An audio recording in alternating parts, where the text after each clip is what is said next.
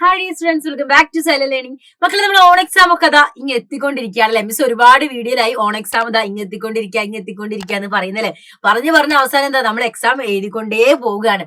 അപ്പൊ ഇനി നമുക്കുള്ളത് നമ്മുടെ സോഷ്യൽ എക്സാം ആണ്. സോഷ്യൽ എക്സാമിന് അടിപൊളിയായിട്ട് എന്റെ പിള്ളേര് പഠിച്ചിട്ടുണ്ടാവുന്ന മിസ്സിന് അറിയാം.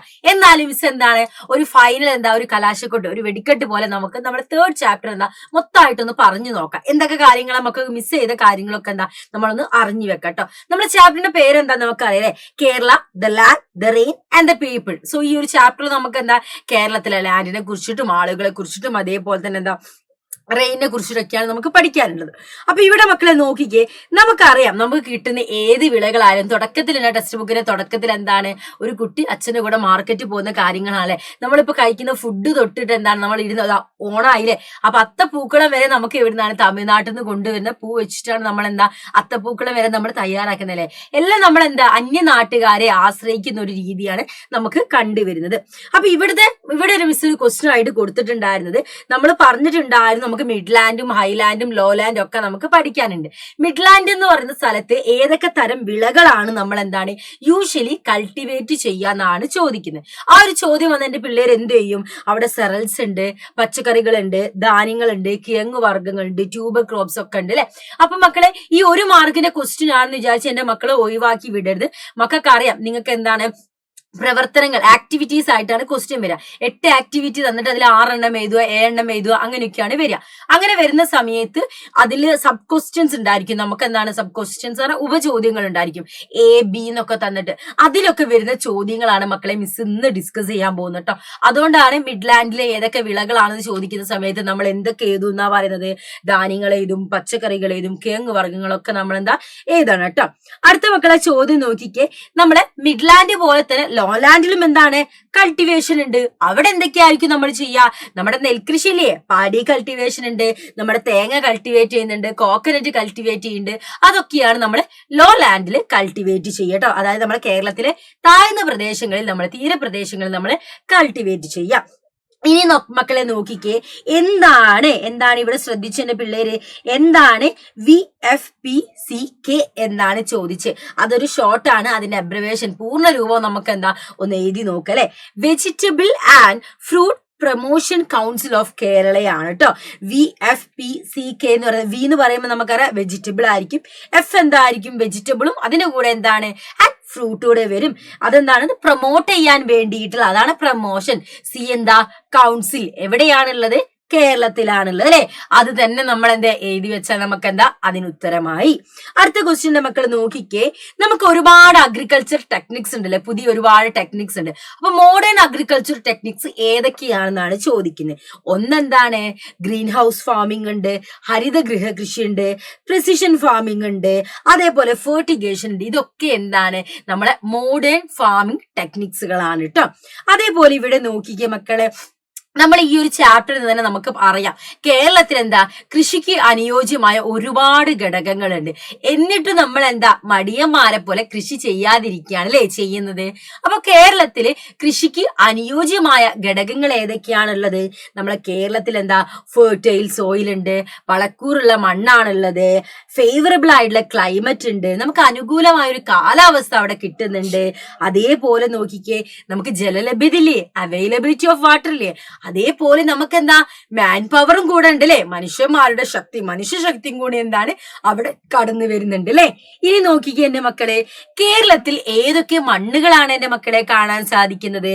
ലാറ്ററൈറ്റ് മണ്ണുണ്ട്, എക്കൽ മണ്ണ്, അലൂവിയൽ മണ്ണുണ്ട്, വനമണ്ണ്, ഫോറസ്റ്റ് മണ്ണുണ്ട്, റെഡ് സോയിൽ, ചുവന്ന മണ്ണുണ്ട്. ഇതൊക്കെ നമ്മുടെ കേരളത്തിൽ കാണാൻ സാധിക്കുന്ന മണ്ണുകളാണ് അല്ലെ. അതേപോലെ നോക്കിക്കേ, നമ്മളെ കേരളത്തിൽ കൃഷി ചെയ്യുന്നതാണ് ഏലവും തേയിലയും. അപ്പൊ ഏലവും തേയിലയും എവിടെയും വളരുന്നൊക്കെ നമുക്ക് പറയാം. എന്നാലും നല്ല രീതിയിൽ വളരണമെങ്കിൽ അവിടെ എന്തൊക്കെ വേണമെന്നാ പറയുന്നത്? അവിടെ ടെമ്പറേച്ചർ ഉണ്ടാവണം. ടെമ്പറേച്ചർ പക്ഷെ എത്രയാവണം? ബിലോ 30°C ആയിരിക്കണം ടെമ്പറേച്ചർ ഉണ്ടാവേണ്ടത്. അബാൻഡന്റ് ആയിട്ടുള്ള റെയിൻഫോൾ, അതായത് സമൃദ്ധമായ രീതിയിലുള്ള മഴ ലഭിക്കണം. അതേപോലെ നന്നായി വറ്റിച്ച ഒരു വെൽ ട്രെയിൻഡ് ആയിട്ടുള്ള സോയിൽ ആയിരിക്കണം ഈ ഒരു നമ്മുടെ തേയിലത്തിനായാലോ തേയിലക്കായാലോ ഏലത്തിനായാലോ ഒക്കെ നമുക്ക് വേണ്ടത് ഇതേ രീതിയിലുള്ള ഭൂമിശാസ്ത്രപരമായ ജിയോഗ്രഫിക്കൽ ആയിട്ടുള്ള ഫീച്ചേഴ്സ് ആണ് കേട്ടോ. ഇവിടെ നോക്കിക്കേ, നമ്മൾ പറഞ്ഞു മിഡ്ലാൻഡ് മേഖലയിലെ വിള വൈവിധ്യത്തിന് എന്താ അനുകൂലമായ കാലാവസ്ഥകൾ, അനുകൂലമായ ഭൂമിശാസ്ത്രപരമായ ഘടകങ്ങളാണ് നമ്മുടെ കേരളത്തിലുള്ളത് അല്ലെ.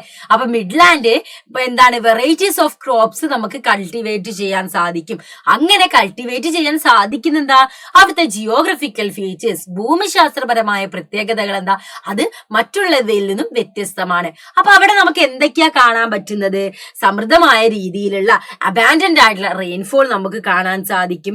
ഏകദേശം എന്താണ് നദീതടങ്ങളിൽ സാമാന്യം കട്ടിയുള്ള എക്കൽ മണ്ണിന്റെ എന്താണ് ഓരോ ലെയേഴ്സ് നമുക്ക് റിവർ ബേസിൻസ്, അലൂവിയൽ സോയിൽ ആയിട്ട് റിവർ ബേസിൻസിൽ എന്താണ് അലൂവിയൽ സോയിൽ എന്താ തിക്ക് ലെയേഴ്സിൽ, കട്ടിയുള്ള ലെയേഴ്സിൽ നമുക്ക് എന്താ അലൂവിയൽ സോയിൽ നമുക്ക് ലഭിക്കുന്നുണ്ട്. അപ്പൊ ഈ റിവർ ഇങ്ങനെ പോകുന്ന സമയത്ത് അതിന്റെ സൈഡിൽ എന്താണ് നല്ല തിക്കായിട്ട് അലൂവിയൽ സോയിൽ വന്ന് എന്താണ് ഇങ്ങനെ ഡെപ്പോസിറ്റ് ചെയ്ത് എന്താ അവിടെ നമുക്ക് എന്താ നല്ല രീതിയിൽ എന്താ വിളകളും കാര്യങ്ങളൊക്കെ ഉണ്ടാക്കല്ലേ. അതേപോലെ തന്നെ നോക്കിക്കേ, നമുക്ക് അവിടെ നല്ല രീതിയിൽ എന്താ ലാറ്ററൈറ്റ് സോയിൽ ലഭിക്കുന്നുണ്ട്. ഇനി നമ്മൾ എങ്ങോട്ട് പോവാണ്? കേരളത്തിലെ ലോലാൻഡ് തീരപ്രദേശം അഥവാ താഴ്ന്ന പ്രദേശങ്ങളിലേക്ക് നമ്മൾ പോവുകയാണെങ്കിൽ അവിടെ എന്തൊക്കെ ജിയോഗ്രഫിക്കൽ ഫീച്ചേഴ്സ് ആണ് മക്കളെ നമ്മളെ സഹായിക്കുന്നത്? അവിടെ എന്താണ് താഴ്ന്ന പ്രദേശം ആയതുകൊണ്ട് തന്നെ അവിടെ എന്തുണ്ട്? അലൂവിയൽ സോയിലിന്റെ ഡെപ്പോസിറ്റ് ഉണ്ട്. സോ ഇങ്ങനെ അലൂവിയൽ സോയിലിന്റെ ഡെപ്പോസിറ്റ് നമ്മൾ എന്തിനു സഹായിക്കുന്നുണ്ട്? പാഡി കൾട്ടിവേഷൻ, നെൽകൃഷി സഹായിക്കുന്നുണ്ട്. അതേപോലെ തന്നെ അവിടെ എന്താണ് ഈ നമ്മളെ നദികളൊക്കെ ഒഴുകി അവിടെ ഏകദേശം എന്താ ഒരു സെലൈനായുള്ള ഒരു ഉപ്പ് രസമുള്ള അലൂവിയൽ സോയിൽ, എക്കൽ മണ്ണാണ് ഉണ്ടാവുക. അതെന്തിനു സഹായിക്കുന്നുണ്ട്? നമ്മളെ കോക്കനട്ടിന്റെ കൾട്ടിവേഷൻ, എന്താണ് തെങ്ങ് നല്ല രീതിയിൽ വളരാൻ വേണ്ടിയിട്ട് എന്താണ് സഹായിക്കുന്ന മറ്റൊരു ഘടകമാണ് കേട്ടോ. ഇനി മക്കളെ നോക്കിക്കേ, നമ്മള് ഇപ്പൊ പണ്ട് കാർഷികാധിഷ്ഠിത രീതിയിലായിരുന്നു നമ്മൾ ജീവിച്ചിട്ടുണ്ടായിരുന്നു അല്ലെ. അപ്പൊ ഇപ്പൊ നമുക്ക് എന്താ ഒരുപാട് മാറ്റങ്ങൾ വന്നു. പല രീതിയിലാണ് എന്താ നമ്മൾ മുന്നോട്ട് ജീവിക്കുന്നത്, ഒക്കെ നമ്മൾ പല രീതിയിലാണ് നമ്മൾ മുന്നോട്ട് പോകുന്നത്. ഇവിടെ നോക്കിക്കേ, കാലം മാറിയ സമയത്ത് കേരളീയരുടെ ജീവിത ശൈലിയിലുണ്ടായ മാറ്റങ്ങൾ എന്തൊക്കെയാണെന്നാണ് ചോദിക്കുന്നത്. നമുക്കറിയാം, നമുക്ക് കാലം മാറിയ സമയത്ത് എന്തൊക്കെ അസുഖം വന്നു? ഹൈപ്പർ ടെൻഷൻ വന്നു, BP വന്നു, അതന്നെ ഹൈപ്പർ ടെൻഷൻ വന്നു, പ്രമേഹം വന്നു, ഹൃദ്രോഗം വന്നു. ഇതൊക്കെ എന്താണ് നമ്മളെ ജീവിതശൈലി രോഗങ്ങളായിട്ട്, പണിയെടുക്കാൻ മടിയായതുകൊണ്ട് തന്നെ നമുക്ക് എന്താണ് ഇത്തരത്തിലുള്ള ഒരുപാട് അസുഖങ്ങളും കാര്യങ്ങളും വന്നിട്ടുണ്ടായിരുന്നു അല്ലെ. ഇനി നമ്മൾ നോക്കാൻ പോകുന്നത് മക്കളെ ഗ്രീൻ ഹൗസ് ഫാമിംഗ് എന്താണ് എന്നാണ്, ഹരിത കൃഷി എന്താണെന്നാണ്. കാരണം മക്കളെ എല്ലാ റീജിയനിലും കൃഷിയൊക്കെ നടക്കുന്നുണ്ടെങ്കിലും ചില കോൾഡ് റീജിയൻസ് ഉണ്ടല്ലേ, കഠിനമായ തണുപ്പുള്ള റീജിയൻസിൽ അവിടെ അവരെന്താ ചെയ്യാന്ന് വെച്ചിട്ടുണ്ടെങ്കിൽ എന്താ അറിയോ, വിളകളൊക്കെ സംരക്ഷിക്കാൻ വേണ്ടി ഒരു ഗ്ലാസിന്റെ മേൽക്കൂരുള്ള ഒരു മുറി ഉണ്ടാക്കി വെക്കും. ആ മുറി ഗ്ലാസിന്റെ മേൽക്കൂരയ്ക്ക് മക്കൾ ചിത്രത്തിലൊക്കെ കണ്ടിട്ടുണ്ടായിരിക്കും. ആ റൂമിന്റെ ഉള്ളിലായിരിക്കും എന്താണ് കൃഷി കാര്യങ്ങൾ എന്താ അവര് വളർത്തുക. അതിന്റെ ഉള്ളിൽ വെച്ചിട്ട് എന്താണ് അവരെ കൃഷിയും കാര്യങ്ങളും പുറത്തേക്കൊന്നും പോകണം. ആ മേൽക്കൂരയുടെ ഉള്ളിൽ തന്നെ എന്താണ് അവർ കൃഷി ചെയ്യുന്നതിനെയാണ് നമ്മൾ ഗ്രീൻ ഹൗസ് ഫാമിംഗ് എന്ന് പറയുന്നത്. ഒരു ഹൗസ് ആയിട്ടുള്ള ഒരു ഗൃഹമായിട്ട് നമ്മൾ എന്താ ഒരു കൃഷി ചെയ്യുകയാണ് അവിടെ. അടുത്ത നോക്കിക്കുക മക്കളെ, എന്താണ് ഫെർട്ടിഗേഷൻ നോക്കുന്ന സമയത്ത്? ഫെർട്ടിഗേഷൻ എന്ന് പറയുകയാണെങ്കിൽ നമ്മൾ എന്താ ഓരോ ഡ്രോപ്പ് ആയിട്ട് എന്താ ചെടിയിലേക്ക് വെള്ളവും അതേപോലെ തന്നെ എന്താണ് നമ്മളെ വളവും എന്താണ് കൊടുക്കാണ്. വെള്ളവും വളവും എന്താണ് ഒരു ഡ്രോപ്പ് ആയിട്ട് എന്താണ് നമ്മളെ ചെടിയിലേക്ക് കൊടുക്കുന്ന രീതിയാണ് നമ്മൾ എന്താ ഫെർട്ടിഗേഷൻ എന്ന് പറയുന്നത്. അങ്ങനെ എത്തുന്ന സമയത്ത് എല്ലാം എന്താണ് നല്ല രീതിയിൽ എന്താണ് നടക്കും കേട്ടോ.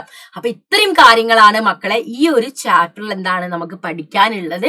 ഇത്രയും കാര്യങ്ങളാണ്, ഒരുപാടുണ്ട്, പക്ഷെ പ്രധാനമായിട്ടും നമുക്ക് എന്താ നോക്കേണ്ടത് ഈ കാര്യങ്ങളൊക്കെയാണ് കേട്ടോ. അപ്പൊ എന്റെ പിള്ളേര് അടിപൊളിയായിട്ട് പോയി പരീക്ഷ ചെയ്ത കാര്യങ്ങളൊക്കെ മനസ്സിലല്ലേ, സെറ്റായിട്ട് അടിപൊളിയായിട്ട് പരീക്ഷയ്ക്ക് പോകട്ടെ. ക്വസ്റ്റ്യൻസ് ഒക്കെ വായിച്ചു നോക്കി അത്രയും കോൺഫിഡന്റ് ആയിട്ടുള്ള ക്വസ്റ്റ്യൻസ് മാത്രം തെരഞ്ഞെടുത്ത് എന്റെ പിള്ളേർ എഴുതാണ് കേട്ടോ.